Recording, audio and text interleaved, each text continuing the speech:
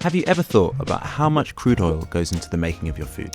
To be honest, it's not really something I'd given much thought to, beyond say food miles, until I kept seeing headlines linking the rising cost of food to the increased price in oil. And it's true, look at this graph. You can clearly see oil spike, food spike, oil spike, food spike.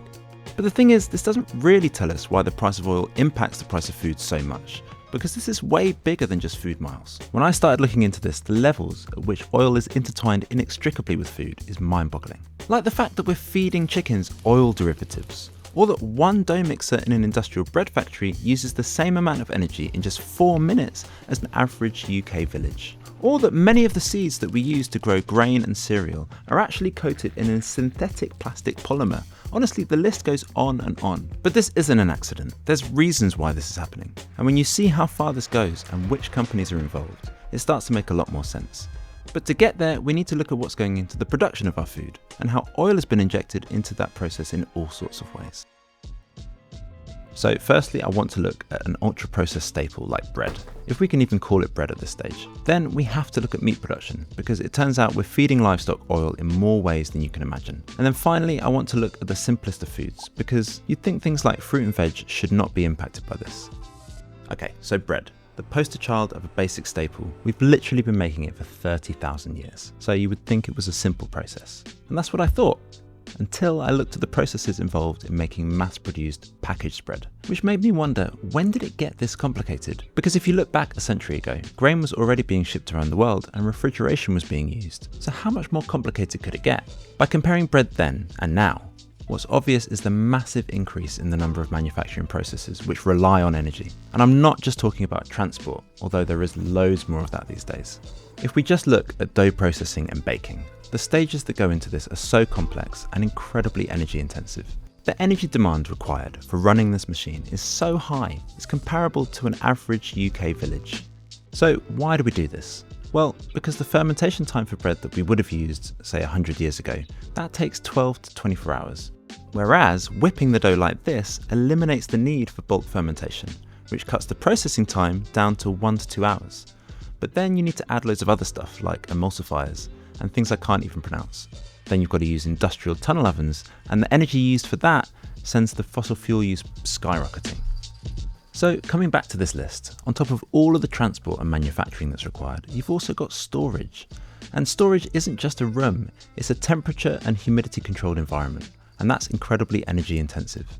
So stepping back, if you multiply all of this through the entire supply chain, you can see why modern industrially produced bread requires a lot of oil and gas, and is easily impacted by energy prices. So what about meat? Oil and fossil fuels are massively embedded in modern industrial meat production, mostly in the form of fertilizers for feed, transportation, processing, storage and housing. But this is on a monumentally different scale than bread, because roughly 1/3 of all cereal production in the world is for animal feed. And then imagine the difference in terms of transport and refrigeration. Meat is much heavier and it needs to be chilled at a much lower temperature.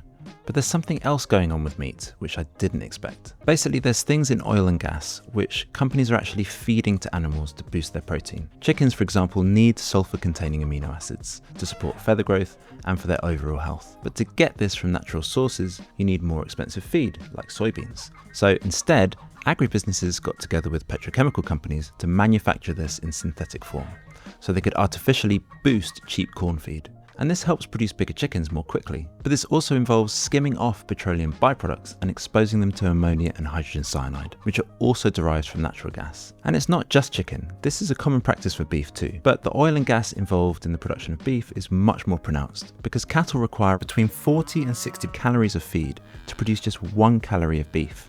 So it's massively inefficient. So what about whole foods? You'd think that producing fresh whole foods, like a tomato for instance, would be vastly different from an ultra-processed food or meat. But what surprised me was that tomatoes use a lot of oil and gas too, which is really hard to get your head around. Part of the reason for this is that the way agribusinesses grow food requires a lot of fertiliser and pesticides, 99% of which is derived from fossil fuels. And many modern seed varieties are developed by these companies to be dependent on specific fertiliser and pesticide products.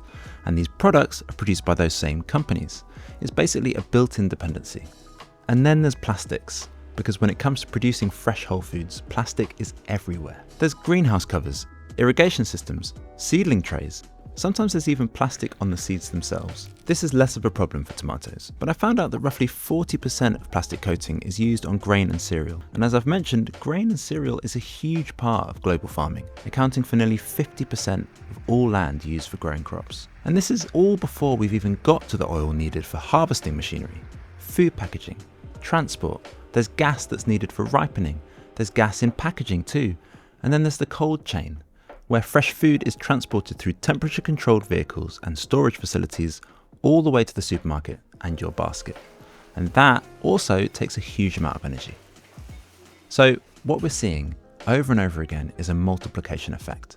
Transport, storage, refrigeration, repeatedly, all of which requires energy. And that means fossil fuels. When you look at the food supply chain like this, it's easy to see how energy and oil prices impact the system, and how vulnerable it can be to energy and logistical shocks. And then when you consider that many of the biggest agricultural companies evolved directly from petrochemical companies, you can understand why many of these companies are working so hard to make sure that this interdependence between oil and food remains firmly in place.